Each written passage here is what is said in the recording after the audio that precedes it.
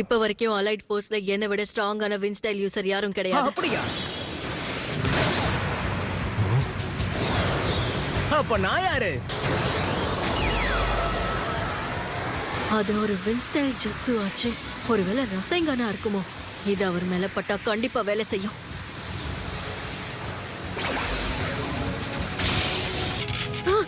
நிச்சயமா இதெல்லாம் பத்தவே பத்தாது. அவர் அசால்ட்டா தட்டி விட்டுடுவார். அது எனக்கும் தெரியும். அப்ப நருட்டோ இததான் ட்ரை பண்ணிக்கிட்டு இருந்தானா?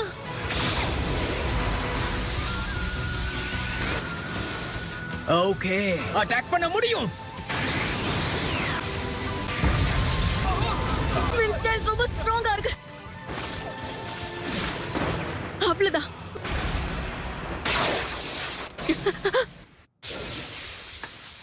மை லார்ட் தேர்ட், உங்களோட பராக்கிரமம் என்னையே பயமுறுத்தது. லார்ட் ரைக்காகவோட பார்வை முழுசாவே மாறிடுச்சு. அவரு இப்ப முழுசா வேற ஆளா மாறி நின்னுகிட்டு இருக்காரு. எல்லாரும் தயவு செஞ்சு லார்ட் ரைக்காக கிட்ட இருந்து தள்ளி போயிடுங்க. அப்புறம் ஹெட் ஸ்டைல் ஷினோபிஸ் உடனே சுவரை எழுப்புங்க.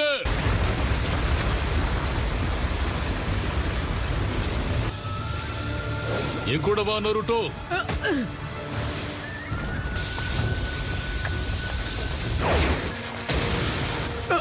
என்ன இது? தேர்டை விட ரொம்பவே பவர்ஃபுல்லான ninjutsu, piercing 4 finger thrust of hell. எல்லாரும் முடிஞ்ச அளவுக்கு வேகமா பின்னாடி போயிடுங்க.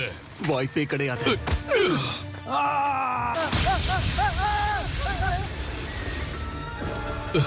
இந்த முட்டாளுங்க வேற. இதை யாராலையும் அழிக்கவே முடியாது. அவரோட லைட்னிங் ஸ்டைலே அவரோட உடம்புக்கு ஒரு பாதுகாப்பு வளையத்தை கொடுத்திருக்கிறதால அவரால் சுலபமா ஹேண்டில் பண்ண முடியும்.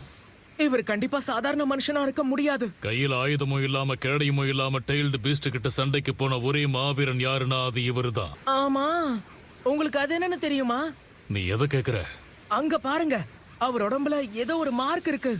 8 டெயில்ஸோட அட்டூழியத்திலிருந்து ஊரை காப்பாத்துறதுக்காக அதோட ஒத்தைக்கு ஒத்த போருக்கு போன பெரும் மாவீரன் அவரு. அப்படின்னா இது 8 டெயில்ஸ் உடைய வேலையா? அந்த சண்டையை நினைச்சு அவர் அசிங்கப்படாத நாளே எதுவும் கிடையாது. ஆனா எதுக்காக அவர் அப்படி ஃபீல் பண்றாருன்னு ஒரு நாள் கூட யாருக்கிட்டையும் சொன்னதே இல்ல. இப்பதான் ஞாபகம் வருது. Tailed Beast bomb.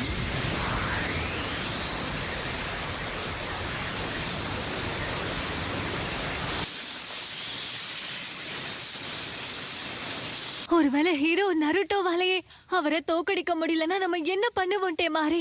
என்ன நருட்டோ வந்துட்டாரா? இது நீ சொல்றது கரெக்ட் தான். ஆனா இதே வயசுல தான் அவர் அகாட்சுகியோட பெயினை தோக்கடிச்சாரு.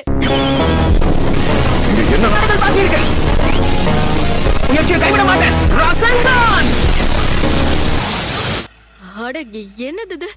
நருட்டோ கிட்ட இன்னொரு ஜுட்சு இருக்கா? இது 8 டெயில்ஸோட டெயில்டு பீஸ்ட் பாம் மாதிரியே இருக்கு. பார்க்கல?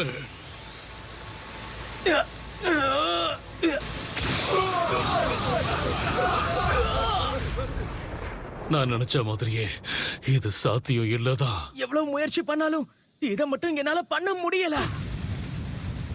எழுந்திருங்க, யாருக்கு எதுவும் ஆகலையே. ஒரு நிமிஷம், ஆக்டோபஸ் தாத்தா கிட்டயும் அந்த 8 டெயில்ஸ் கிட்டயும் நான் பேசணும். அதுக்கு ஏதாவது வழி இருக்குமா? நருட்டோ ஜாக்கிரதை!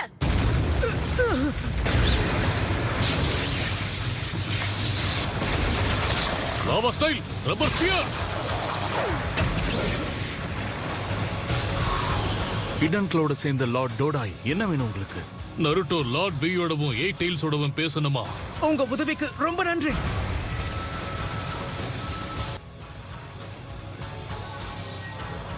எனக்கு ஒரு சந்தேகம் நருட்டோ. நீ கேட்ட பியும் சரி 8 டெயில்ஸும் சரி உன் கூட தானே இருப்பாங்க. அப்புறம் இதுக்கு அவங்க கிட்ட பேச நான் உனக்கு உதவணும்? சூழ்நிலையால நான் இப்ப தனியா வந்திருக்கேன். அதை விடுங்க, எப்படியாவது நான் அவங்க கிட்ட பேசணும். தயவு செஞ்சு அதுக்கு ஏதாவது வழி இருந்தா பாருங்க. நீங்க எப்படி இருக்கீங்க? நான் தான் நருட்டோ. 8 டெயில்ஸ் கிட்ட நான் ஒரு முக்கியமான விஷயத்தை பத்தி பேசி நீ ஆகணும். பேசுறது கேக்குது நருட்டோ. என்ன விஷயம்? ஆமா, ரொம்ப அவசரம்.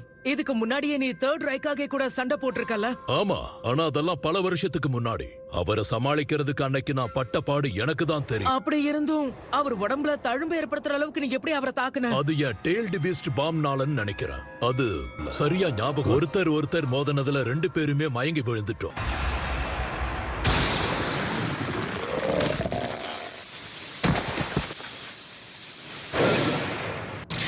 உதவிக்கு ரொம்ப நன்றி 8 Tails. Shadow clone jutsu. இவனுக்குள்ள திடீர்னு என்ன மாற்றம் வந்துச்சு? அந்த ரைக்காக இப்ப நம்மள நோக்கி தான் வந்துகிட்டு இருக்காரு. அவர் வேகத்தை என்னால உணர முடியுது. நீங்க தயவு செஞ்சு இதுல குறுக்க வராதீங்க. சரி, புரியுது. ரசேங்கன். எல்லாரும் கவனிங்க. இந்த சண்டையில தலையிடாதீங்க. சீலிங் காப்ஸ் எல்லாரும் தயாரா இருங்க. Yes sir. Sage mode frog kumite. இந்த மோட்ல என்னால ஆபத்தை நல்லாவே உணர முடியும். அவருடைய வலது கையை எப்படியாவது அட்டாக் பண்ணணும்.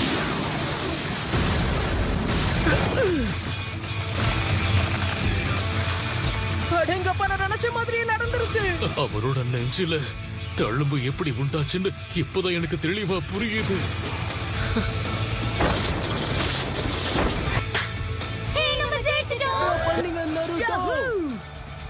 இதை நான் உங்ககிட்ட எதிர்பார்க்கல. 8 Tails கூட பேசினதை வச்சு நான் ஒரு விஷயத்தை புரிஞ்சுக்கிட்டேன். தேர்ட் ரைக்காக கூட சண்டை போடும்போது அவங்க 2 பேருமே முன்பக்கமா விழுந்தாங்களாம்.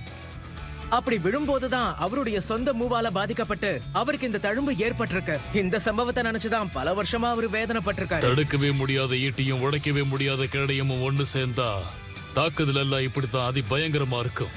உண்மையிலேயே லார்ட் தேர்டோட ஸ்பியர் அதி பயங்கரமானதுதான். ஒன்னு சொல்லியே ஆகணும். எனக்கு தெரிஞ்ச இந்த காலத்துல காரா கிட்ட மட்டும்தான் அருமையான ஷீல்டு இருக்கு.